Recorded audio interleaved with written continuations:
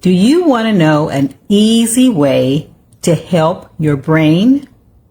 Hi, I'm Bernice Hunt, and I am a brain health specialist. I work with women just like you who are starting to notice a few memory challenges, and I help you to stay sharp so that as you age, you can still travel, have fun with your grandkids, and experience new adventures without missing a beat. As a public school teacher for over 30 years, I've had to deal with kids sometimes who had what we used to call a mean streak. Yeah, they had a mean streak and they were always, upsetting the classroom or other people. But they also oftentimes had a problem learning and the problem focusing on things or finishing their work. And you know what? More often than not, they also had a habit of bad mouthing themselves. They would talk negatively about their own capabilities and who they were. And it just, wasn't a good thing. But negative emotions do affect your learning and your focus. Now, did you catch my last video? I had a video a few days ago and it was on being kind to others. It's about showing kindness to other people. And that is very, very important. It's very good for your brain. But today I wanted to talk about being kind to yourself. In fact, I call it being your brain's best friend, because that is also very, very important. Now, have you ever had a hard time focusing on something or a hard time getting something done because you were angry or you were worried or you were scared or you were upset? What about taking a test? The test that came to mind for me was the driver's test. When you go and you have to do the written test, when you go down and get your driver's license, I have to calm myself down because I get nervous with that. And does your mind go blank or you can't focus? Yeah, join the club. I've done that over and over again, especially with taking tests. And those kind of emotions do affect your brain. Have you ever just drawn a blank, just blanked out because you're just so upset? Yeah, those things do affect it. And emotions affect how our brain functions. It affects our concentration. It affects our focus. It affects learning, and it also affects our memory. So having emotions and getting your emotions together and on point is very, very important. Now, did you know that strong emotions, if you have a strong emotion that's tied to an experience, it can increase the likelihood of you actually remembering that experience. If this doesn't matter whether the emotion is a bad emotion or a good emotion, if it's just a strong emotion, you'll remember that experience longer. And also, what you also can help you do, if you have felt something during that emotion, it can make you not do that thing later on in life, because if you draw up the things that you felt when that happened to you, and it caused you not to go that way again. Okay, emotions can be either what we call warm fuzzies. Okay, guys, I'm dating myself right now when I'm saying this, but that's the best example I could get. Warm fuzzies or cold pricklies. Have you heard of that before? I know if you're the older generation, you probably have. Warm fuzzies or cold pricklies. Okay, talking about the warm fuzzies, talking about the dopamine and those things that get stirred up that bring you pleasure. Or we're talking about the cold pricklies, which, as you can imagine from the name, does not bring you pleasure. And it made me think about the dog. This is dating myself again, but bear with me. It made me think about the dog Snuffles. Do you remember the dog Snuffles on the Quick Draw McGraw cartoon?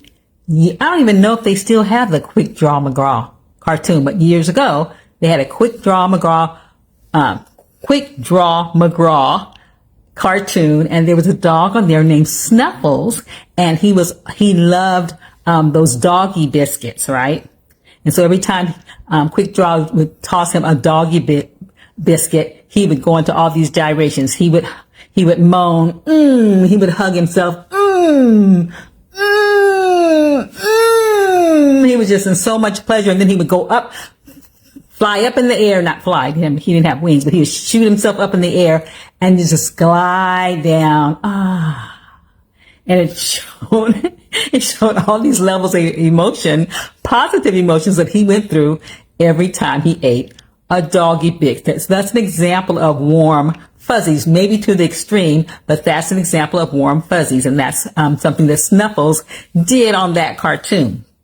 However, on the other side, cold pricklies do not give you those feelings. And we're talking about emotions like your fear. We're talking about anger. We're talking about anxiety. We're talking about disgust and sadness and shame and guilt, all those yucky feelings that we get that serve a purpose. I'm not saying that we should never have them, because they do serve a purpose. And so we need to be able to experience some of those things sometimes so we can handle certain situations. But if they're happening too frequently, or if they're happening continually, what happens is they actually hijack your brain. They hijack your brain, and you get stressed, you get depleted of all your dopamine and the other pleasurable, warm, fuzzy feelings. You get drained of all that. It damages your immune system. You also have a very hard time thinking clearly. You know, when you get mad, you might have a hard time thinking clearly. Okay. So those kinds of things happen when the negative emotions come on, and they also affect your brain in other ways. I call it crap because it's my acronym, so bear with me, because it affects your creativity. It affects your reasoning skills. Yeah. It affects your attention span.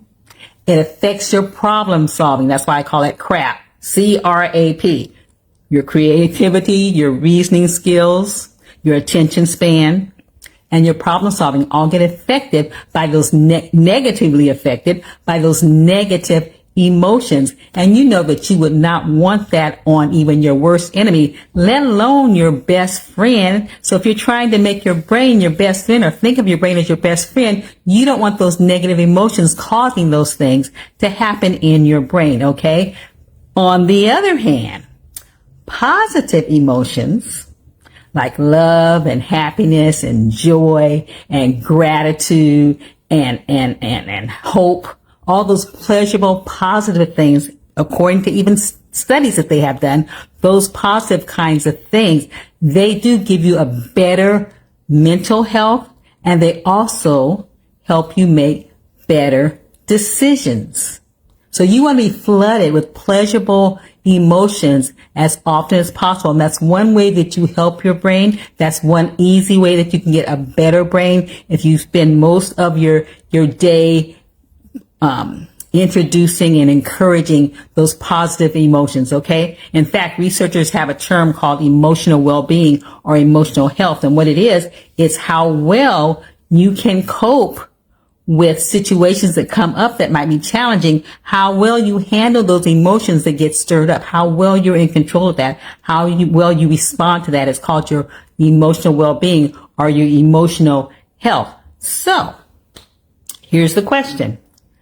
How do you become your brain's best friend? Or how do you practice having good emotional health? Okay, there's lots of things you can do, but I was going to give you some of them. Most important thing you need to understand is that you're going to have to make time. You're going to have to set aside time. You're going to have to incorporate some time into your lifestyle. Not a lot of time, guys. We're only talking 10 or 15 minutes a day, but you do have to intentionally make some time to do these kinds of things to help your brain, because what you're trying to do basically is you're trying to give your brain some peace. Give it some Calgon, take me away time. Give it some peace. Okay. Reset those things. And there's a lot of different things you can do to do that. The point is pick pick the one that suits you, or make a variety of different ones if you want, but make sure that you create it into and put it into your day. Okay, the first one I'm going to talk about is to take a brain break.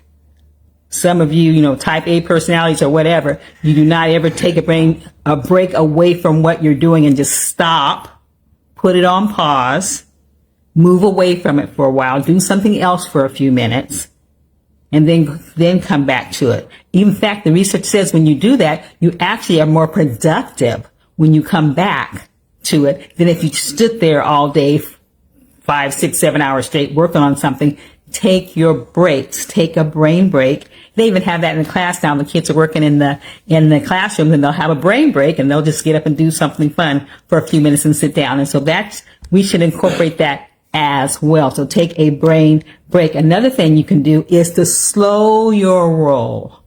Slow your roll. By that, what I mean to do, you need to find some time, 10 to 15 minutes a day is great, to meditate, to do yoga, to pray, to do your deep breathing exercises, something that's going to slow you down, calm you down, calm your brain down, and calm your heart down, calm your blood vessels, all those things. Slow your roll. I know we all have things that we have to do, but that is another thing that we should be saying we have to do. Slow your roll with deep breathing, or with yoga, or with prayer, meditation, or all of the above. Do you. Okay. Another thing that will help you is to laugh, to sing, to positively affirm yourself, to read inspirational quotes, or recite inspirational quotes if you like. Something that's going to get you up, to uplift you. Pleasurable, uplifting. If you can't sing, and if it hurts your ears to hear your own voice, then don't choose that one. But uplift you with something that you like to do, okay? That's also going to be helping your brain and get that dopamine and get those warm, fuzzy things going. Another thing is to get with nature. And I was reading a book a few years ago, and the man was describing it as, or describing us being in the house as being in human cages. And that struck me when he said that. I said, you know what?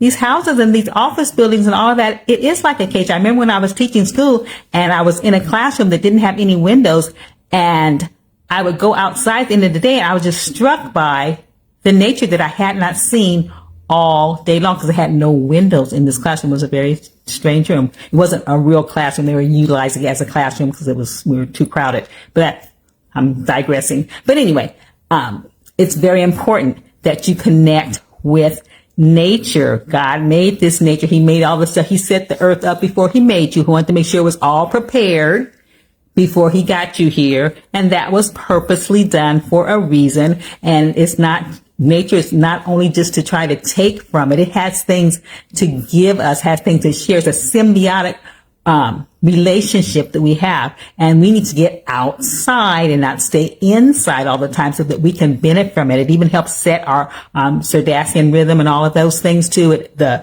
electromagnetic fields in the dirt, in the grass, all those kind of things interact with our bodies, with our chemistry as well, electricity as well. And so we need to get out in nature. And you know how it calms you down. Just go walking, or just sitting out there, or listening to the birds, or looking at the butterflies. You get me. It's soothing, it's relaxing. It's something that we should take time to do on a regular basis. Okay. So you want to do those things that I talked about. You want to take a break, get away from the work that you're doing. You want to slow your roll with praying or meditating. You want to sing or laugh, dance, whatever you want to do to get your spirits up, or whatever. You want to be with nature, whatever you want to do. And you want to do those things for 10 to 15 minutes every day, or every day that you possibly can. Okay. Because you want to look out for your brain.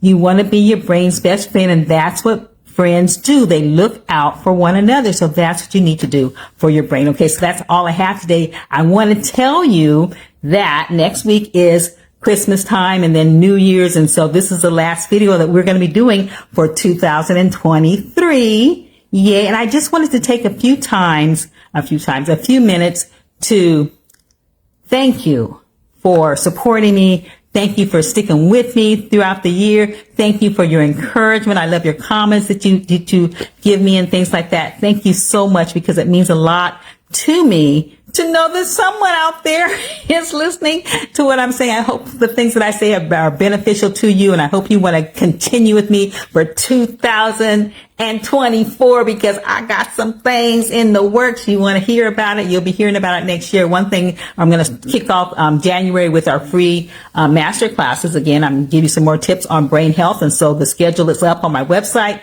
keepyourbrainsharp.com. You can go there and see what that looks like, see if there's something that will suit your lifestyle as well. And I hope that I see you again next year. Have a wonderful holiday. Merry Christmas. Happy New Year. I hope this year was good, but I hope next year is even better. And stay with us, because your brain's destiny is in your hands. Merry Christmas.